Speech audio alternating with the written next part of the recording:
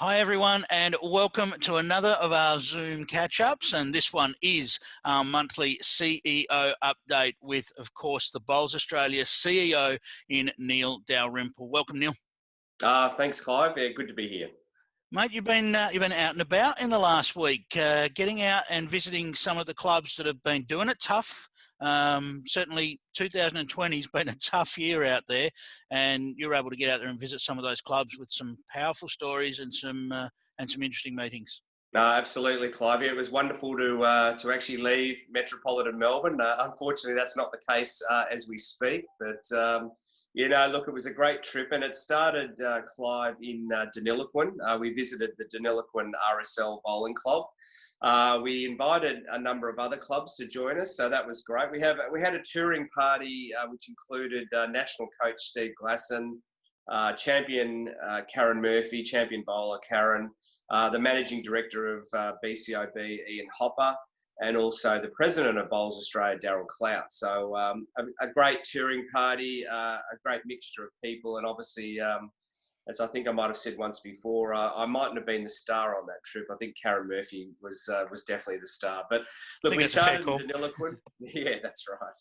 We started in Deniliquin. We actually had a fantastic meeting with an organisation called Bowls Great for Brains. And Darryl Coventry, we met for the first time face to face. We've had a few chats with him in the past, and was really interested to hear what they're doing for the community. It revolves around people suffering from post-traumatic stress, and really the Bowls is this conduit to get people feeling better, get them back into the community. And as Darryl was able to very articulately explain the benefits of bowls from a physical and mental health perspective, he has suffered a breakdown himself, and through a long career in the services, through the police and also search and rescue, he explained, and it was quite moving really to listen to Darryl and his committee that's been put together, and what they're trying to do to, I suppose, help other people in similar circumstances to themselves. And yeah, we're looking forward into the future that we can work closely with Darryl and his team, and hopefully spread the message about what they're doing. I guess that's a reminder that our clubs exist for far more than just bowls. You know, we encourage people to get out there and enjoy bowls and so forth, but the social aspect and the mental aspect that it provides people, we can underestimate that easily, can't we? Well, that message came through loud and clear. And again, as I'll talk a bit more about in a moment, Clive, I mean, the clubs that have been not only impacted by the bushfires earlier this year, which a number of those clubs we met on this tour, but we also talking to clubs about COVID and the impact of COVID, and ultimately the importance of the role that a bowls club plays in the community as a community hub. And that message came through loud and clear, that a number of the clubs that we met are wanting to be that connection with the community and being more than a bowling club. Yes, bowls is fantastic. It's a great conduit to bring people together, but also these bowling clubs are the centres of the community in many cases, and they're, I suppose, bringing people together for a whole range of different reasons. And so that's a message that we'd like to keep promoting. All right, so that was Deniliquin, then you headed out on the road to Girilgary. Did I get that right? Got it right. Girilgary, yes. No, and just at Deniliquin, we obviously met with a number of the members there. We had a bit of a bowl, which was always good. I got my Collingwood bowls out there and gave them a bit of a run. So some of them got close, but it was also good to field some questions from the audience about what is important to them and where we can help as a national body and through our regional bowls managers and our state and territory associations. So I mean, that's always good feedback. We then went on, as you say, up the road, an hour or so up the road to Girilgary, and a different type of club, a smaller town than Deniliquin, a sports club. So a Girilgary Sports Club includes the golf club, obviously a one green club, bowling green club, and also a tennis facility. So a little bit different, and again, different challenges within that particular community. But once again, I mean, they're trying to do their best in these circumstances. As a sports club, they've been shut down, or certainly there's restrictions on their activity. So from a financial point of view, they've certainly taken a hit. And hopefully with some relieving of those restrictions in New South Wales, then they'll be able to get a few more people out on the green and back into the club. So, yeah, that was day one, and it was certainly a good start to the trip. All right, and Adelong was next on the agenda. Yes. So we moved up, we drove up the road, we stayed in Wagga the next night, and then Adelong is in the Snowy Mountains. So a small district of clubs. Again, it was great that David Inglis, our regional bowls manager for the area, was able to get representatives of most of the bowling clubs from that district. So it was really good to visit and hear some of their challenges. Obviously, as I say, a lot smaller community there, a small bowls club, doing it tough. They've had a few issues with their bowling green there, but was running a good 8 seconds, I think, their green. So a few of us got sore shoulders when we put a few bowls down. We met a young fellow who's relatively new to bowls, and it was really impressive to see. I think he was an 11-year-old child who just loves bowls, and I think he couldn't believe that he could meet Karen Murphy and Steve Glasson. And Karen, I know, took his details and is going to, I think, keep in touch and perhaps give him some coaching tips, which would be great. But look, a keen young bowler, which was great to see, and it was fantastic to catch up with those people in what is a beautiful part of Australia in the Snowy Mountains. All right. I guess some of the more powerful stories potentially came out of your next part of your trip through Bateman's Bay and Tomakin, Club Malua and Tathra Beach. I should say too that Adelong did suffer some bushfire damage, and we Bowls Australia did donate some money to that club from our disaster relief fund. So they did suffer a little bit. Their green had some damage. Fortunately, their clubhouse was okay at Adelong, but not the case as we went across. As you say, we then moved across to Bateman's Bay, and we stayed in Bateman's Bay, and then we travelled down to clubs that certainly were affected by the bushfires, Tomakin and Club Malua. Again, fantastic greetings from both clubs. Tomakin, a good group of bowlers, beautiful greens, certainly suffered some damage there, and the club still recovering from the bushfires and COVID as well. But such resilience from these people, and some good stories were certainly heard at Tomakin. And then we moved to Club Malua. So for those that don't know, Club Malua suffered their loss of their total clubhouse, and it was just incredible to see that area of New South Wales that have been impacted by the bushfires. As we said and as we learned, I mean, bushfires aren't. They don't take make choices about which houses they take out. There were some houses that survived. There were other houses that were totally devastated. And the clubhouse, as I say, at Club Malua was completely lost. Again, wonderful looking greens and their temporary clubhouse, which they have, which again, through BCIB, were able to provide some great support. And we're able to get claims settled very quickly. So I must give a shout out to BCIB, the role that they've played, certainly in this bushfire affected areas. We met the manager there. Obviously, we met a lot of their members. As I say, they were very hospitable. Their manager told us a story about how she was actually at the club on the night when the fires were coming in. Herself and the chef were there. The chef had his headphones in. They were doing the tidying up from that night's trade. I think she was doing the tills. I think they smelt some smoke. They went out and saw this red glow outside. They quickly rushed into their cars. They got out, and then as she was driving home, she drove along a road where the bushfires were actually were coming through, and at that stage she actually rang her husband and her children to say that look, I don't think I'll be coming home. So wow. At the same time, fortunately, she survived. She got home, but their clubhouse was completely burnt down, I think about 15 minutes later. So as we learned, the bushfires move extremely quickly, and that community in particular was quite interesting to hear the stories from some of their members, from their manager, who's a terrific lady who manages that club. And look, they're so resilient and optimistic about the future. They're looking forward to their new clubhouse that they're going to build there. It will be built, obviously, in accordance with all the rules around fire and bushfires, and they will be talking about being a community hub.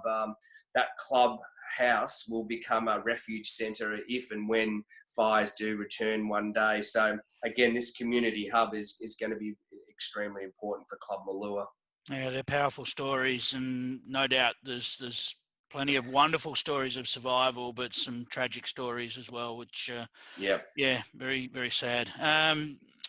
Tathra We moved Beach. on, Tathra Beach. And again, Nick Hind is our RBM for this area, so he did a great job, Nick, in setting up all of these meetings. So Tathra Beach, again, a wonderful club situated not far from Merimbula, a bit further down the road. So in terms of, they've had their fires in the past too, but haven't been impacted as much in terms of the recent fires. Look, it was there again, wonderful to meet and have a chat with some of the members. We met 3 generations of bowlers at this particular club. So, I mean, that just shows you again the power of the sport and of family, and how, the grandfather, the son-in-law and their son and his grandson love playing bowls together. And I think it's, stories like that. And you've shared one with me that you experienced a similar opportunity, Clive, and I mean, they're once in a lifetime opportunities, those, aren't they, when 3 generations can get together. Absolutely magic, Neil, and they're one of the absolute draw cards for our sport, because there's not too many sports you can think of where you could do that. No, absolutely, for sure, there, absolutely, Clive. And then we moved on to Merimbula. It was the last stop in New South Wales, wasn't it? This one for Merimbula. We stopped in and visited Club Sapphire, which is in Merimbula, who have hosted so well over the past couple of years the Australian Championships. So it was good to catch up with Michael Wilkes and some of the members and the president there. So I mean, Michael's always very hospitable, and so it was really wonderful. And some people might know that, again, Club Sapphire played a really important role during the bushfires as a refuge centre, and basically gave up their club for the local community who were severely impacted. And I think when you drive from Merimbula, down to Mallacoota, which is what we did the next day, was you can see the devastation across the country. I mean, we're talking hundreds of kilometres of bushfire-affected areas where you can see the charred trees still. There is regrowth happening, of course. I mean, there's slow regrowth coming back, but I mean, the blackness of all the trees is just is there for all to see. So, Club Sapphire, again, a fantastic club, and people are fortunately out there having a bit of a bowl now, which is great, and they're getting back on their feet after obviously what has been a difficult period. All right, and then you did become the centre of attention because your New South Wales counterparts couldn't go any further. No. Not able to get across the border into Victoria. So you took the reins and visited some clubs in Victoria. Yeah, some of the clubs might have been disappointed, but anyway. But anyway, look, it was, and as you say, unfortunately, the New South Welsh men and women couldn't come across the border. The borders were closed, and we obviously found it, myself and Megan, my wife, who travelled with us too. We got across the border and then into Mallacoota, which, again, was a wonderful visit and story. In Mallacoota, the population's about 1,000 people. I think it was quite. The media around Mallacoota was pretty strong and there for all to see. And 121 houses lost in Mallacoota. Population normally 1,000, rises up to about 10,000 during summer. An interesting town. What we learnt was that there's not many sports left in Mallacoota. In fact, the sports that are left are bowls and golf. Cricket club doesn't exist anymore. The netball club doesn't exist anymore. So, look, it's certainly a coastal town, and one road in, one road out. And as we know, that the township of Mallacoota were caught around the fires. They couldn't get out. They were on the beaches.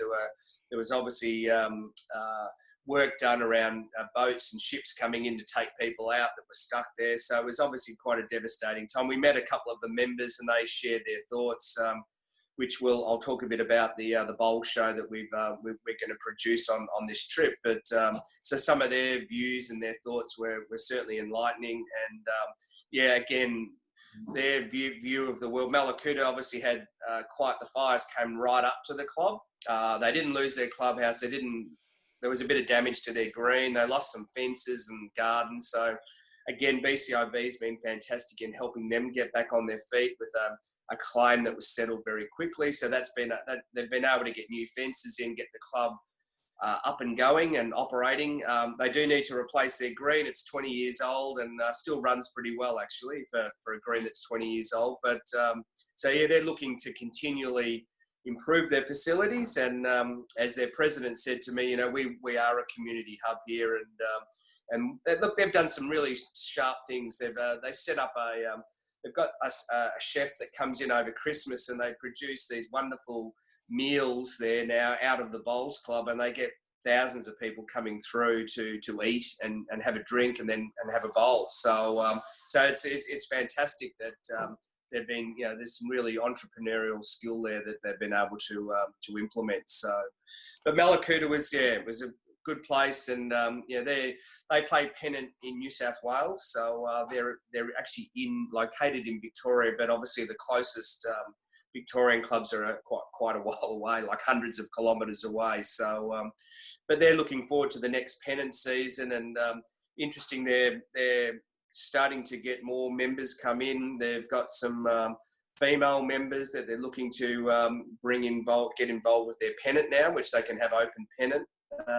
So they're looking forward to the future. All right, and that brought you basically to the last leg, which was through Meetung and Lidenau. Yes, yeah. So we're into the East Gippsland area, and Meetung, a lovely little coastal town, and we were there early in the morning, so the frost was still on the green, and we put a few bowls down, and once again, that's a club. Both these clubs in East Gippsland are actually increasing their membership, which was really pleasing to hear. Jimmy Whitehead is the RBM for that area, so Jimmy set these meetings up. They're both good clubs, good small clubs, both one green clubs, but nice little clubhouses, well presented. And again, Meetung is one that certainly does well over the Christmas period because of all of the holiday makers. So they're quite pleased with how they're operating. And then Lindenau is a small bowling club just out of Bairnsdale, and look, fabulous welcome there too.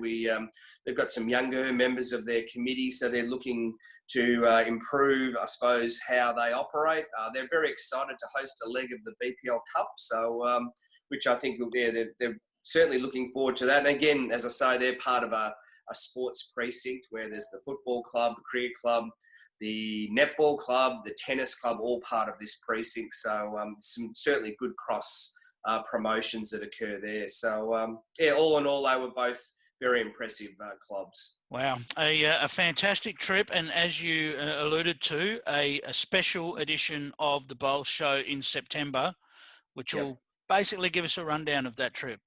Absolutely. So we had Croc Media, our partner, commercial and media partner.